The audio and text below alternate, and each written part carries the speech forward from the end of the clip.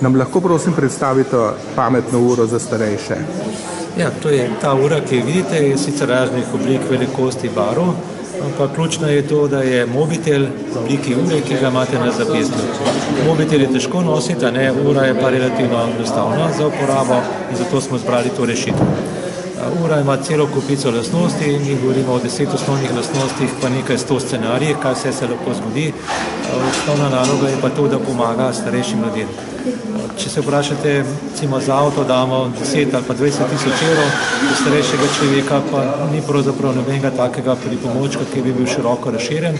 In ta evropski projekt, ki traja 3 leta, naj bi uveljavil ta sistemski prehod, da bi se vsi ljudje navadili, da imajo neko napravo. V osnovni varianti naprava nudi, kot rečeno, skrbi za padce, lahko pokličete na pomoč, potem se da pokaže tudi uro, vse te osnovne lastnosti, na kar bi se pa dodajalo ostale sisteme, recimo za srce posebej, za diabetes, skratka za vse te kronične težave, ki se pojavljajo, se bodo potem naknadno dodajale te aplikacije, te storitve. To pomeni ura še v fazi raziskave? Ura pravzaprav ni več ravno v fazi raziskave, je že bolj v fazi razvoja prototipov.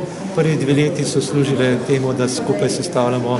Zdaj imamo nekaj delujočih prototipov, ki jih testiramo, da vidimo, kako dejansko starejši sprejmejo to uro. Ali se kakšni ukazi preveč zapleteni, ali imajo radi mogoče barvasta namesto črno uro, ali potrebno, da je ura vodotesna. Te raziskave delamo sedaj, se pravi finaliziramo. Hkrati pa tudi že zbiramo prednaročila. Če se kdo želi, se lahko prednaroči na to. Kako se pa aktivira?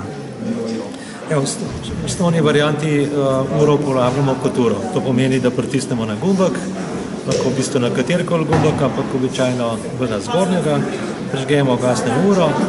Če pozabnemo ugasniti nič hudega, čez nekaj časa se sama ugasne. In ta ura ima osnovne funkcije kot vsaka ura. To je recimo tisto, kar se bo najbolj uporabljalo in kar naj bi tudi ljudi pripravljalo, da bi to uro uporabljalo. Ker stare funkcije so v glavnem, lahko so opozorila, da ste pozabili tableto vzeti, skratka so pa bolj specifične. Aha, to pomeni, da lahko nastavimo tudi dnevni red, kako jemati zdravila. Tako je. In ko jih vzamemo, v bistvu potrdimo, da smo jih vzeli in to se pametni telefon oziroma ura zapomni. Logika sistema je trenutno ta, da tukaj napiše opozorilo, in potem potrdite, da ste opozorilo sprejeli. Obstajajo pa spet dodatne aplikacije, ki gledajo, da ste uro vzeli, se pravi, recimo, ali beležijo težo, če ste predali, samo to je spet druga zgodba.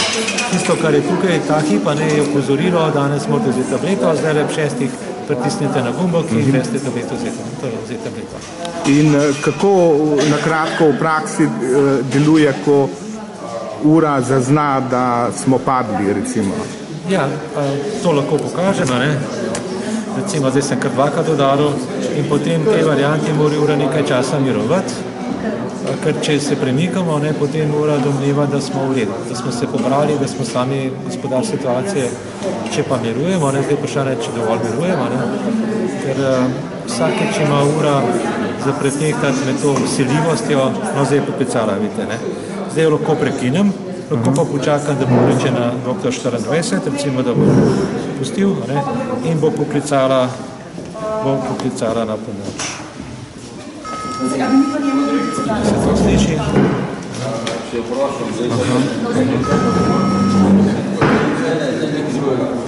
V tem primeru ste vezani na katero številko? Pokazali smo 3 ure, ta je bila vezana na doktor 24, drugi 2 uri sta bili pa vezani na...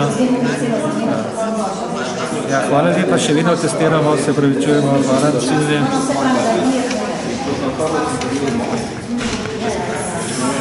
Tiste drugi 2 uri sta bili pa vezani na mobitel od kolegov, tako da sta ona dva, ki sta stala zraven ure, ste dvignila mobitel.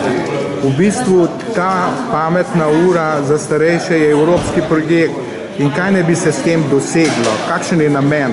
S tem naj bi se doseglo in korenit zasuk v sedanji varianti, ko večina starejših nima pri sebi nobene naprave, ki jo nosi, da bi prišli v nov sistem, v novo družbo, kjer bi večina starejših imela tako zapestnico. Glede, danes mlajši teče okrog jogajo, pa imajo tako zapestnico. Avtomobili imajo, črne škate, ogromno elektronke noter. Starejši pa nimajo nobene naprave, ki bi pomagala. S tem želimo sistemsko spremeniti situacija. Verjetno bodo potekala tudi izobraževanja starejših za uporabo teh pametnih ur. Čez 14 dni bo pa taka predstavitev, ki bo trajala najmanj 1 uro. Kje bo to? Verjetno bo v Fužinah, ampak to je stvar še dogovora. In kje se lahko zainteresirani naročijo na to uro? Mogoče najbolj enostavno, da pridejo na delavnico, takrat, ko bojo javno razglašene.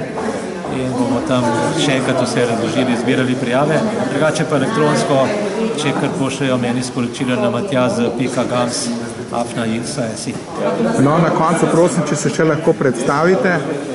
Sem Matjaž Gams, profesor doktor, zaposlen na Inštitutu Jožef Štefan. Drugače pa sem slovenski koordinator tega projekta. Projekt ima 20 partnerjev, prototip se testira v 6 državah, ker to želimo v celi Evropi premakniti naprej.